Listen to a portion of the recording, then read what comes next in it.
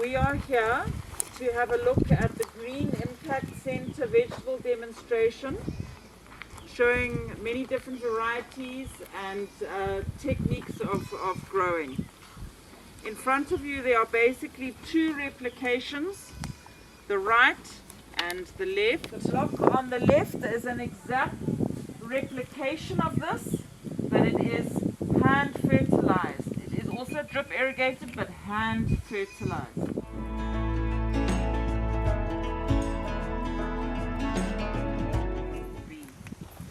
They are also in the ground for longer. So you are looking at up to 110 days or so or more, getting right up to the top, whereas a dwarf bean crop you are in and out of the crop within a maximum of 70 days, and even earlier, usually 55 days. I'm going to speak about today, and the disease packages are in your pamphlet. Okay, so what we do is beans are exported to the market that requires that specific diameter. So for example, in France, they want a very fine bean, which is about 5 to 6.5 centimeters in diameter, which is something very, very thin like that. And a lot of them are even finer. The French and a lot of European countries prefer this diameter of bean.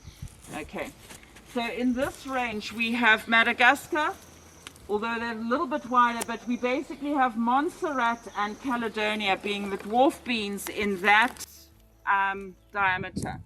Okay, then as soon as you go to England and countries like that, they want a slightly wider bean. They want 6.5 to 8 centimeters, which is your Caledonia. Okay, and now we're going towards our Madagascar on the pole beans. Okay, fine bean, and this is where your alligator comes in, and your lower end is your Granada. So we have all different varieties with different diameters for different markets. Okay, length is also an important issue, and your market will specify what you want. So the was saying in the hall, grow what your market wants. it's no good saying, oh, I like the look of that one and just plant it when you can't actually sell it, because that's not what your market wants. So you've got to know what your market wants and to grow what is required. Ivan? When does it stop growing? Pole beans are basically semi or indeterminate. Okay, so it will just keep on going to a certain number of fruiting points. And then Denford has finally picked some cabbages for me. When you go, cabbages is one of the crops that Zimbabweans like to eat. It's almost part of our staple diet. And you will be quite familiar probably with most of the open pollinated varieties like Drumhead or Brunswick and those sort of things. When we look at head size, we have different head sizes shown here. At the back there, you can see green sunrise, okay? It has a very big frame and a big head. And then we have intermediate sized cabbages, the Caribou, Tana and Belton. Caribou slightly small, Tana and Belton are more medium to large. You're looking at sort of 3 to 5 kg heads. Green Sunrise, you're looking at 4 to 6 kg bigger heads. Okay, so head size is the one thing. What does your market want? The other thing is, does your market want your whole cabbage with all the leaves, or does it just want the head? Okay, fruit and veg and places like that, they just want to see the head size. They want the head of the cabbage. They're not selling all the leaves. Okay, so they just want the head.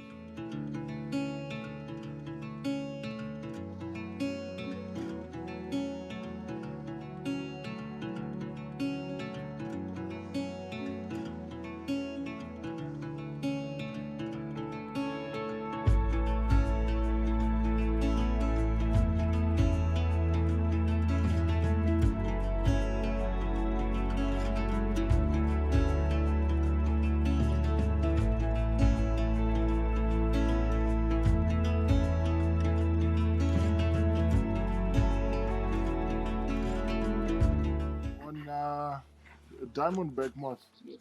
Can you breed a cabbage that is less susceptible or a little bit resistant to diamondback moth, or is it impossible practically? It's not resistant to it.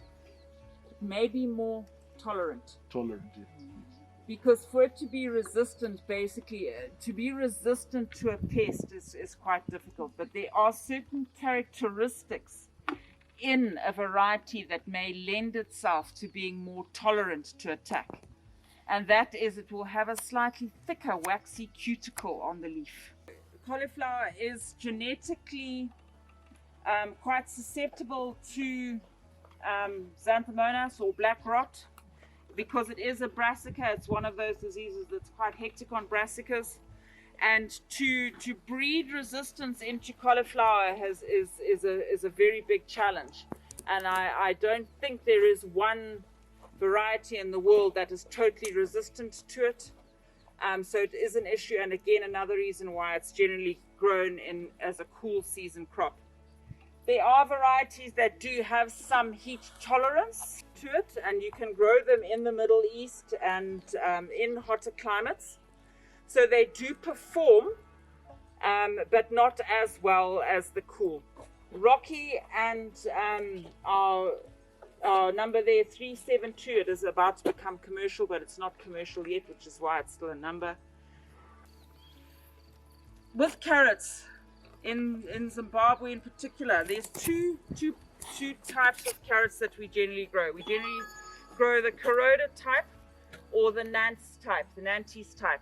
Okay, and you will see very clearly again exhibited here. Corroda is an open pollinated, very old variety, but it still does exceptionally well in Zim, particularly in summer. The roots or the carrots are fairly uniform, but the quality is not brilliant. Okay, But for our market, our general market, this is acceptable. Okay, and we can grow this throughout the year, and we can grow it very successfully in summer when we have heavy rains because it doesn't get alternaria, which we do have. We certainly have that as part of our seed program.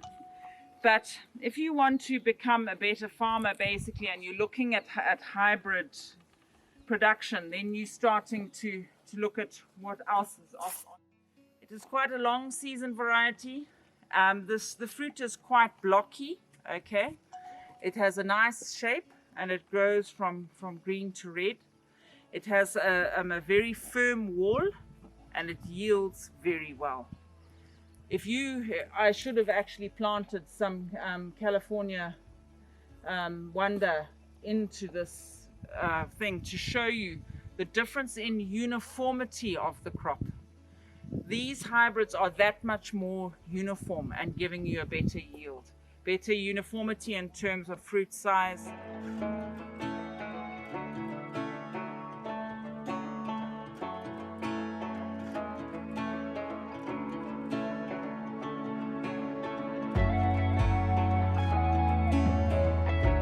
Before we go into the types of tomatoes, this is where I want to give a big shout out to Ivor's Farm and to Denford in particular for managing this crop so that we even have one to show you.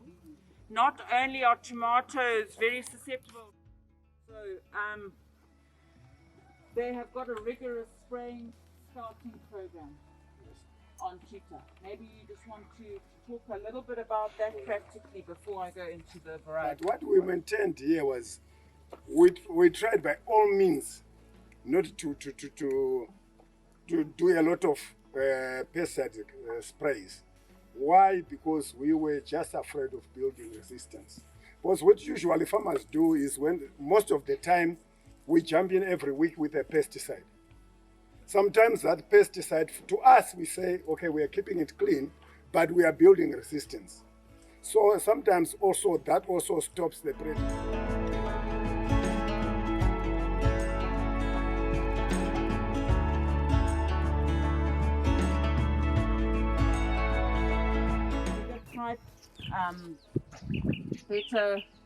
Better quality one, this, okay, and this is what you would grow like with HDX14 or something in that sort of region of the market.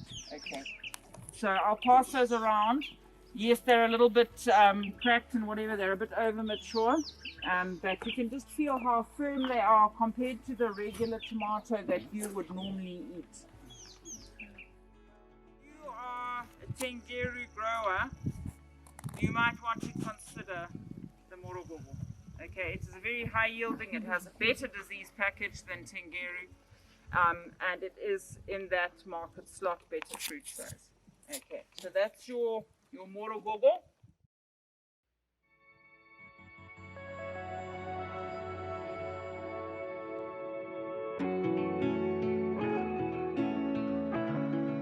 You can also apply the fertilizers at the same time when you are irrigating, and saving time and saving money as well. Also, drip irrigation system requires low power or pressure compared to overhead irrigation. For example, sprinkler irrigation system. You're hoping in weed competition with the plant. Since the water is just localized to the plant, the weeds will not have a chance to extract the little water and utilize it for itself.